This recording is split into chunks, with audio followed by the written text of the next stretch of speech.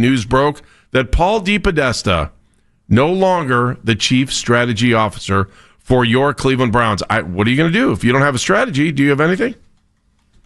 Have they had a strategy since he's been here? No, I don't think the strategy's been that good. So obviously, a really smart guy. Obviously, really knows sports from the analytics standpoint. Obviously, does he? Very well. Sure.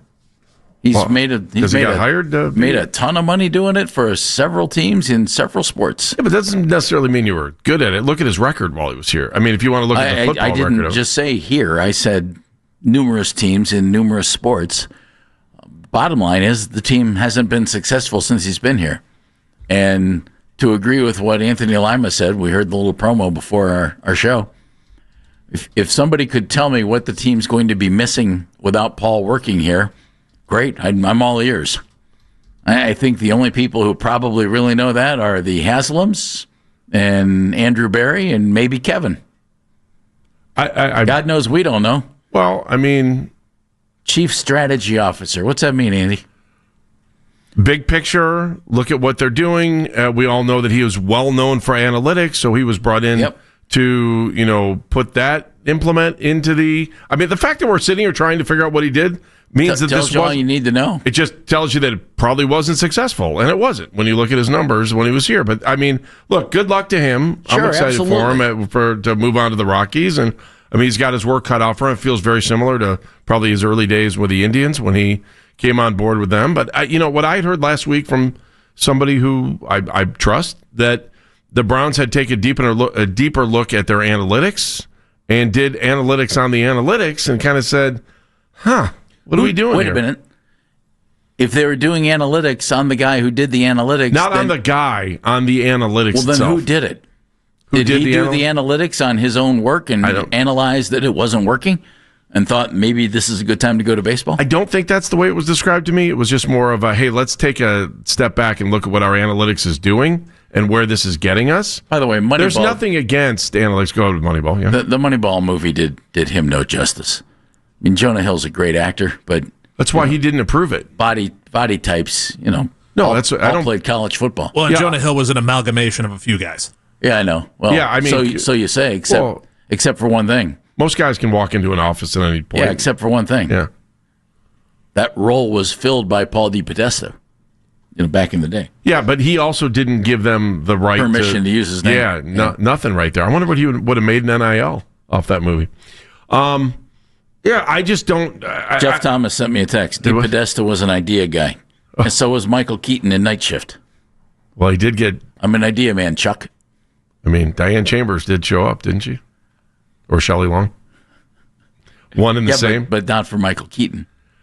Did it really matter? I mean, the analytics of getting her in the movie at that point was probably worth it. Maybe. Did it matter? Feed the mayonnaise straight to the tuna.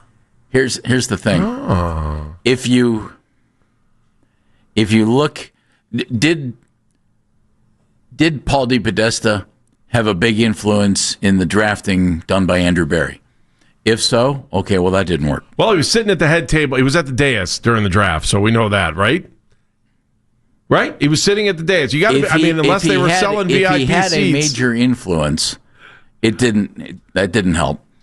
If he was the driving force behind the Deshaun Watson trade, that didn't work.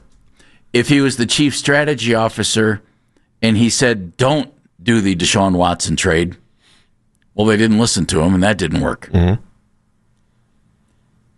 And we have a long track record of not continuous success. How's that? Because you did make the playoffs a couple of times here in the last few years. Great. Do you have to replace him? No. That was the first thing I thought. I was like, oh, who are they going to get? Wait, do they need someone to replace him? Do they need someone? No. Now, if they choose to replace him, if this is the beginning of a restructuring of the organization, then that's another thought, and we'll be talking about that for a long time. Here's the one, and I don't know if it's good or bad, the one lasting trait that I will remember Paul DePodesta for in his journey with the Browns, and which most of you will forget about in about a week, 2 weeks, and go, oh yeah, didn't they have that baseball guy who had something to do with the A's Moneyball thing? Didn't they have him for a while? What happened with that? And you wonder if he's still here or not there. So I think the one thing he taught, and Jeff, I'm curious to hear your thoughts on this, he taught the Haslams patience. I think that was the one thing that he gave the Browns. Took him a while to do that. Yeah, because early on in their tenure of owning the team, the Haslams seemed to have a quick trigger and were going through coaches and didn't seem happy. And then, but I also think the Haslams found themselves in the crossfire early on between, Joe Banner was here. Was he gifted to the Browns from the NFL by, for his good work with the rookie salary cap and all that stuff? I mean, you hear stuff, and he gets credit for that rookie salary cap. So maybe that was a attaboy there, and then Mike Lombardi and Joe Banner. And, I can understand where the Haslams were coming from when they were looking for some solid footing to try to run an organization. And DePodesta made sense. I really have no problem with them. And he's a really smart guy. We just don't know what, football-wise, we don't know what you he did. will walk away with, and we don't know. We don't think that he ever called a play. If you knew what he did, then you were working for the Cleveland Browns in a high up role. Oh no, I think that people understand that. I mean, that DePodesta that he was a part of the Haslam Sports Group. Yeah, okay. And that there were things there. What did you do? Okay, so if you're a part of the Haslam Sports Group, you have some sort of influence on the Browns, on the Columbus Crew, on the Milwaukee Bucks. Well, wait a minute. That wasn't in his job title. He was a part of the Haslam Sports Group. Chief Strategy Officer for of the Browns, but also a part of the Haslam Sports Group. Both. He was there, and he. Well, I think maybe he should have paid more attention to the Browns because that hasn't worked. I'm not saying again. How do you know? What if he wasn't there trying to rename? Exactly the point. But what I'm saying is, the whole thing is so vague that I don't know that we can even think. Well, is it good or bad? I think it's fair to think that some of that role, and if you're trying to find an equivalent, would be Mark Shapiro. Like Mark was a baseball operations guy who had the ability here, and especially because the Dolans gave him the opportunity, to expand his horizon, to become more of a baseball president, to deal with things like concession stands, concessions and suites, but just also business partners they do have good and dogs. Business opportunities. Good dogs. Because there is more to it than just the baseball side of that for Mark. Should we thank Mark for the good hot dogs at the ballpark? So when you talk about Paul DePodesta, I think that obviously he had influence on the playing ability of this. He had influence on the structure of the football operation side, but I think DePodesta was more to the Haslams than just that, and that's okay. I would it's assume fine. So. Jeff, I know he was. This isn't an assumption. I'm not making it up. If you've known for 10 years what he did, why haven't you shared it? Jeff, I have shared it numerous times. Maybe if perhaps you found some Q-tips and opened up your ears a little bit, you would have heard us say time and time again. Andy Baskin, I'm in the know. Jeff, you're not? I mean, that's how the show starts every day, doesn't it?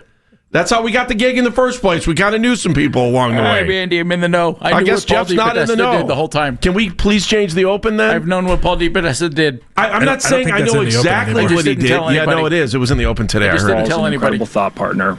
There it is. He's a thought partner. Oh, man. This is a weekly podcast hosted by me, Kaylin Moore. Each week, I'll take you on a dark journey through terrifying true urban legends, bizarre true crime cases, chilling tales of backwoods horror, and more. So if you're looking to join a passionate community of the darkly curious, check out Heart Starts Pounding on the free Odyssey app or wherever you get your podcasts. And remember, stay curious.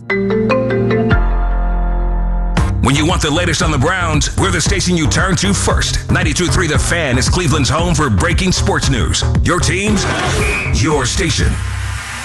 92.3 The Fan, 2020 Sports. Offensive coordinator Tommy Rees taking over, calling the plays for the Browns this Sunday against the Jets. However, Joel Bitonio admits that when it comes to the big uglies, not much is really changing. The way we run our meetings and stuff, Tommy's in front of the room most of the time anyway. Before we even change plays, he's the offensive coordinator, so he's kind of the one that runs the majority of the offensive meetings. And then in the huddle, Dylan's the one telling me the plays. So from a play calling perspective, we just hear what Dylan tells us to hear. So for us offensive linemen, it's really no different. Browns back to practice. They get ready for the game Sunday on the road against the New York Jets. Following practice during Baskin and Phelps, we'll hear from head coach Kevin Stefanski live here on 92.3 The Fan. Cavaliers Islanders back to work tonight. Going to be in Washington, taking on the Wizards. Cavs have won 2 straight.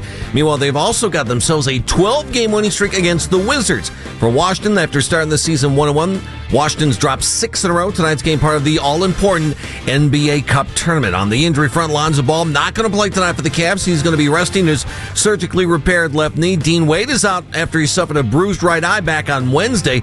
DeAndre Hunter is probable for the game. He's been dealing with an illness. Baseball season awards continue tonight. The Silver Slugger Awards for the American League going to be handed out. Guardians have one finalist, that being Jose Ramirez at third base. This past season, Jose hit .283, 30 homers, drove in 85. Ramirez looking to win the award for a second straight time and for the 6th time in his career. Want to catch highlights from The Fan from earlier today? Get over to 923thefan.com or favorite 923 The Fan on the Odyssey app for all today's headline segments. Headline sports news every 20 minutes right here on 923 The Fan. From the University Hospital Sports Desk, I'm Jeff Thomas.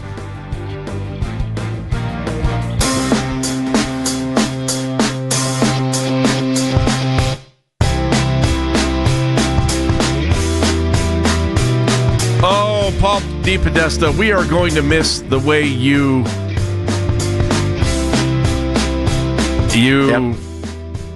I can't believe unbelievable thought partner. I can't believe the way you improved the. And great job on the. Help me.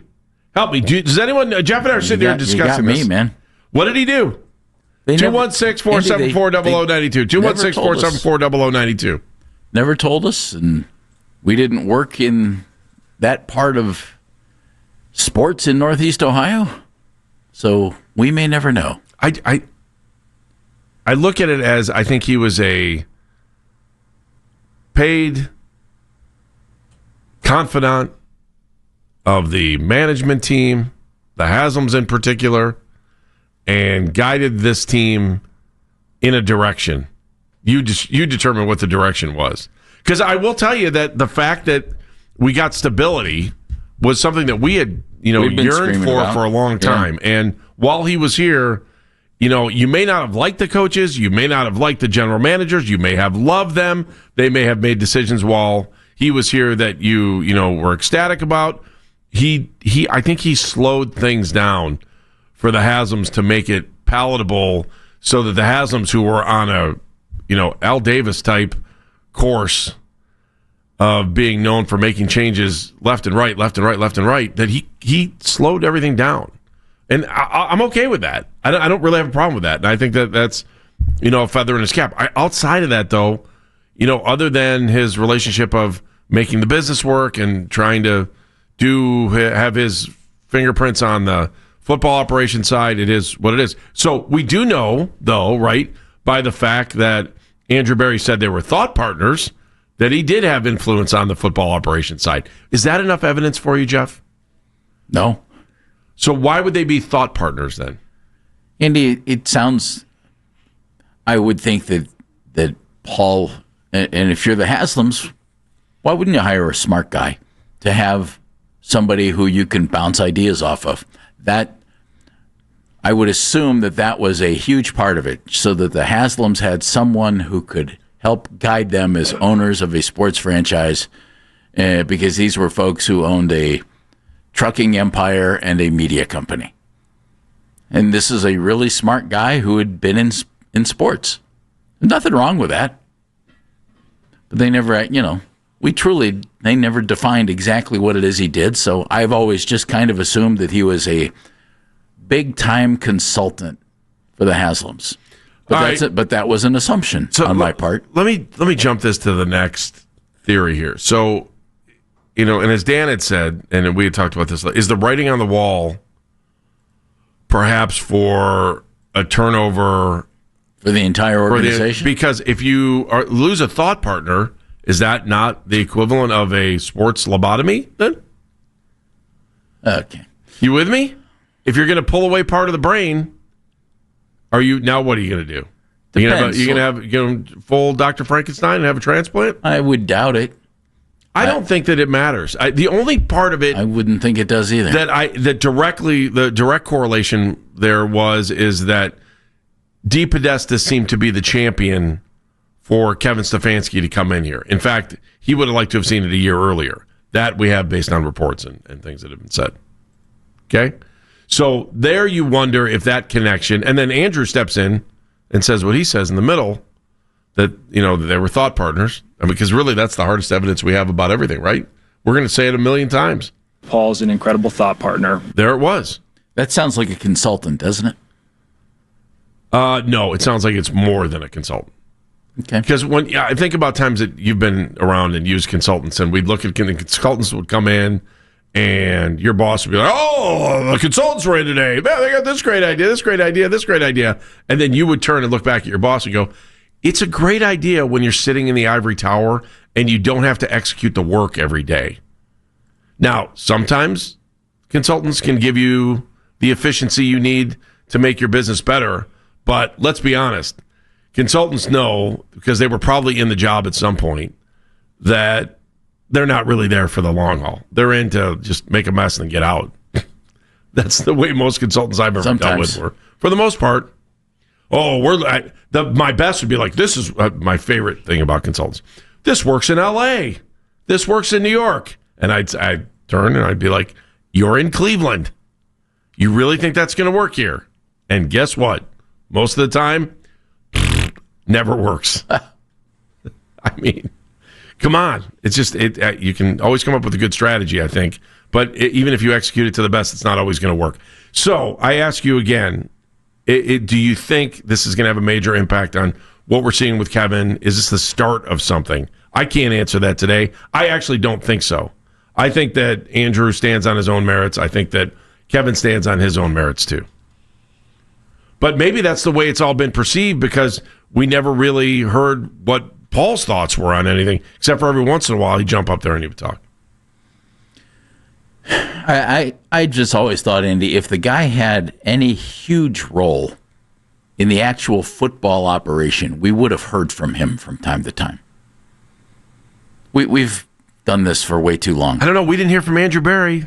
Well, we hear from Andrew Berry, though. I'm trying to think of the last time we just Kevin didn't hear from him at the trade deadline. But Andrew Berry goes out front and center and talks about the football team. Paul DePodesta rarely, if ever, did that. And that's why I've always assumed that Andrew Berry was calling the shots as the general manager and everything else, because otherwise Paul would have been out there doing some of that or been there with him on most everything. But he didn't do that. So, we're not going to disparage the guy. Brilliant guy. Because we don't know 100% what he did. But there were things that you could see that had changed in the organization when he got here that I thought were positive. You said this at in the first segment of the show. Bottom line, since we didn't know exactly what it was he might be doing, you can judge Paul DePodesta's tenure here by 3 numbers. Wins, losses, and ties. And it wasn't good, Andy. Well, he did have 1 tie. Yeah, I know. Well, that doesn't mean that's good. And the other part of this, the team wasn't successful while he was here. End of story, right? Yeah. So, if I think the question now is what happens moving forward. Is it just Andrew Berry and Kevin Stefanski? Do they hire someone above them? And if they hire someone above them, that might not be good for Andrew Berry and Paul and Kevin Stefanski. I'm going to throw one more at you. If the movie Moneyball never came out, would you ever have cared that Paul DePodesta was in this strategic consultant? I'll give you the consultant kind of role for the organization. Would I care? Would anyone really know who Paul DePodesta was? And care about his impact? I would have, because we know his background. Yeah, because of his time with the Indians. But the average person who doesn't pay as much attention to sports as we do probably wouldn't know that. I wonder if fans even care. Like, does this make a difference? Does this make you think, as a fan, that the fact Paul DePodesta is now moving over to baseball, does that give you hope? Does that give you, cynicism that make you think things will get worse? Or do you just don't care because he wasn't in your daily lives the way Kevin Stefanski is in your daily life? Andrew Berry is in your daily life. Because that's the position they're in. Does it matter? Did Paul DePodesta's time here matter? It probably mattered to the Haslams because he helped them learn how to own a sports franchise. all I got. But yeah, it's not like he owned the sports franchise. No, but he knew how sports franchises operated. Remember, he wasn't just with the A's. He ran the Dodgers too. Right. So he was here in Cleveland for a little bit and with the Mets. Yeah, when he was much younger, obviously he was here. But he made his mark here. It's where it's kind of started. Well, it's where he started. He made his mark in Oakland. Yeah. Maybe he made his mark at Harvard. Let's be honest, right? So are you saying, do you think this is a pound of flesh for the fan base then? No, I truthfully, I'll ask you that question. That's the question, but I don't think it is. I don't think this is the pound of flesh for the fan base, but I think it needs to be out there. Is it the beginning, though? Is this the hors d'oeuvre? Well, that maybe this is all right, everybody is going to stay, but we'll give you something. We'll give you this. Because, it just has that feel to it of, all right, we didn't make a whole lot of trade. We didn't make a lot of moves at the deadline. Some people thought Kevin Stefanski was going to get fired after, if he didn't win the Dolphins game. That was floating around all over the place, and that stuff doesn't dissipate. So maybe this was the pound of flesh. That was one of the thoughts that was out there. Maybe this is the sacrificial lamb, if you prefer that method better. I don't think the fans get it, though. I don't think the fans care. Oh, yeah, they do. Well, no, because it's not. All you have to do is say the word analytics, and you'll have a whole bunch of people screaming and yelling and losing their mind, mostly because they have no idea that what exactly analytics is or what it does or the impact that it has, because none of us do, because they don't tell us anything, because they have aliens behind there at Area 51 in Berea. I always make fun of you on the analytics thing, but if you go back and look at what Paul Brown did, if you disassociate analytics from computations and math for the most part, there's more to analytics than just. And I think this is part of Bill why Paul was Belichick here. too. This is what I was told too. That DePodesta was a lot more than just numbers and things like that. This was in the beginning when I was told that he was just more. And so when I talk about the Paul Brown part of it, it's, hey, we have a playbook. That's analytics. Hey, we have a structured time throughout the day that we're going to practice.